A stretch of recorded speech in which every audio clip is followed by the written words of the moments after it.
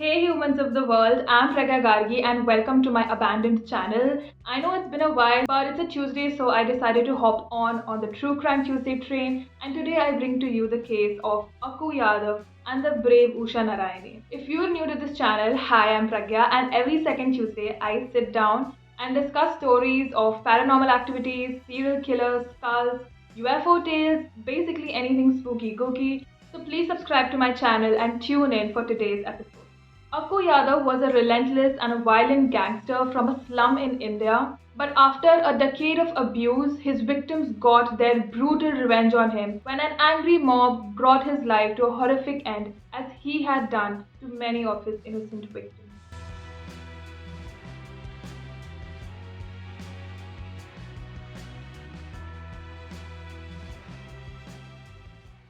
Akku Yadav was born as Bharat Kali Charan in 1972 in Kasturba Nagar, India. He was born and raised in a slum and in an environment of crime and treachery. As a teenager, he started his apprenticeship as a thief, and soon, in a couple of years, from being a petty thief, he grew into a big goon and styled himself as the lord and king of the slums. He ran a criminal gang in this entire area and controlled it by robbing the people and killing and torturing them if they resisted. Him and his goons committed several gruesome crimes, like anything they wanted to do.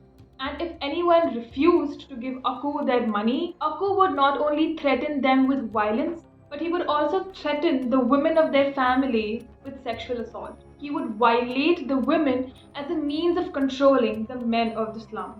And he had this whole plethora of henchmen who would help him with his dirty work. Akku's victims were not, however, only women.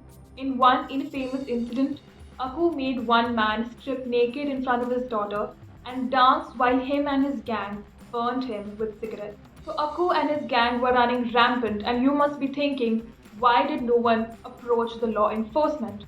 Well, many victims did, but the law enforcement were in cahoots with Akku because they were receiving huge sums of money from them as bribe. So the policemen of the local police station, they were just bribed so heavily by Akku that they would not press any charges against him. And Akku spared no one. He used to barge into people's house, drag the women out by their hair, take them to desolate spots, and sexually assault them. Now you've reached to this part of the video, so I'm assuming you have the grit in you to listen to the stories ahead. But in case you are not, let me just advise you that the stories are going to be disturbing and they will have some very gory details, so I would really advise viewer discretion. One of the most haunting crimes committed by Akku was the assault of a woman we're gonna call K. K was sexually assaulted barely 10 days after having given birth. She committed suicide after burning herself by dousing herself with kerosene and lighting a match. Another really sad incident was when a woman who was 7 months pregnant was dragged by Akku's men onto the road, stripped naked, and sexually assaulted on the streets itself. Now, of course, these victims were crying out loud for help, but no one came out of their houses to help them because of the fear they had of Akku and his gang. But of course, some women had the courage and they went on to the police to complain against Akku, but the police used to give them excuses and then just ushered them out of the police station. Some policemen used to go on and even ask the victims as to what they had done for Akku to choose them for assault. The policemen used to cite their loose character, and these victims, being of marginalized communities, also got in their way as a challenge to get justice. For years, the women of Kasturba Nagar kept their daughters indoors, locked in for the fear of Akku that when he would barge in, assault or murder them or their family members. Akku was so ruthless that he used to beat his victims mercilessly until they passed out and then just threw their bodies on the train tracks to get rid of any evidence.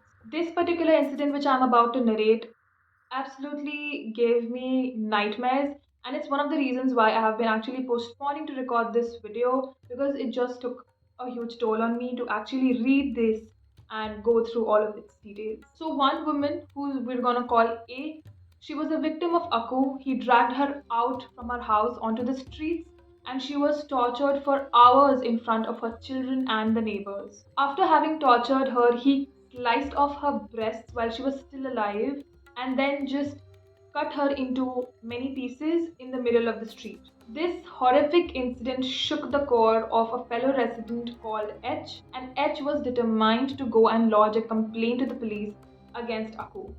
But before he could do that, somehow the news of his intentions reached Akku, and H was similarly hacked to pieces by Akku. All of this absolute brazenness and cruelty and madness went on until the summer of 2004. Usha Narayane, a 26-year-old brave girl, was on a vacation and was staying with her family at her home in Kasturba Nagar.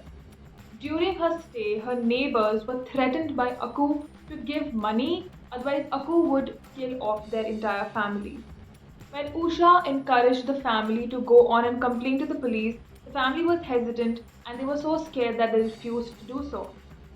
So Usha took matters into her own hands with the help of her brother in law. She bypassed the police and went and complained of Akku directly to the deputy commissioner.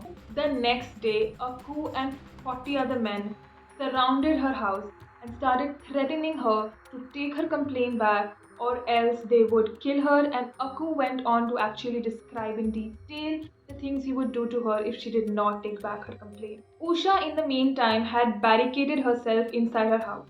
She had closed all doors and windows, and then she went on to turn on the gas cylinder which her family used for cooking.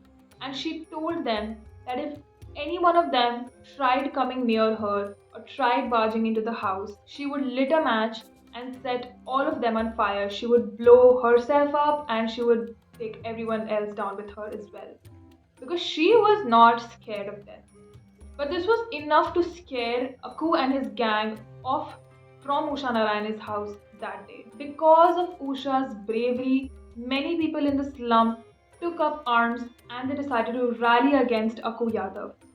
They went to his house, they broke it, broke the windows, broke down the doors, they set it on fire and they were out to kill Akku.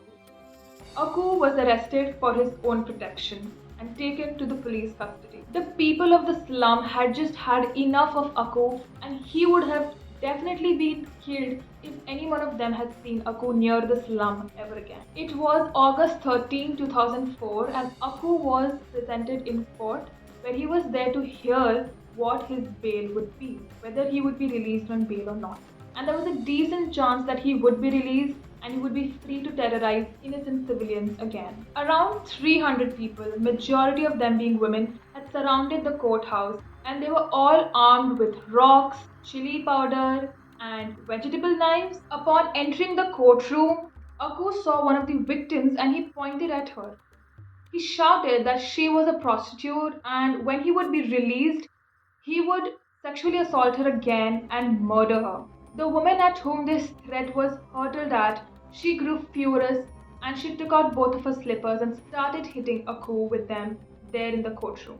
An emotional outrage took over all the women present in the courtroom and they all decided to raid the courtroom to attack Akku Yadav. They threw stones and rocks at him, they threw chili powder at him and stabbed him more than 70 times. One woman even castrated him, which is cut off his private parts. The policemen in the courtroom, they just were overwhelmed and terrified and they ran off from there, leaving Akku alone being murdered by 200 women. After 15 minutes, Akku Yadav was just a mass of flesh, dying in his own pool of blood from the massive amounts of stab wounds he had received. Eventually, within a few minutes, he succumbed to his injuries and died at the age of 32. Usha and a few other females were arrested following the murder, but the rest of the women of the slum protested against it and they all started claiming responsibility for the murder. They all started saying, I'm the one who killed Akku Yadav, I take responsibility of it. For over 10 years, this case of murder did not go to trial for there was a lack of evidence. And in 2014, everyone responsible for Akku's murder was found not guilty and sent free. Many people who are against capital punishment would have said that Akku should have just been left to the hands of the law. And being a law student myself, I should not be advocating for this. But I just think that there was a high chance of Akku being released again and then terrorizing his victims again. And also, Akku just had it coming. The pictures of the courtroom from that day are horrifying, but it's nothing compared to what Akku had done to his many victims. What are your opinions on this? Are you on the side of vigilante justice or not? Let me know down in the comment section below. And doing today's video was hella disturbing for me. And I know that after recording this, I have to edit it and listen to all the details again, which is gonna take a toll on me. So please like this video if you are acknowledging my efforts and appreciating it. I'll be back with another intriguing video. Till then, take care of yourself and give yourself some warm love. Bye bye.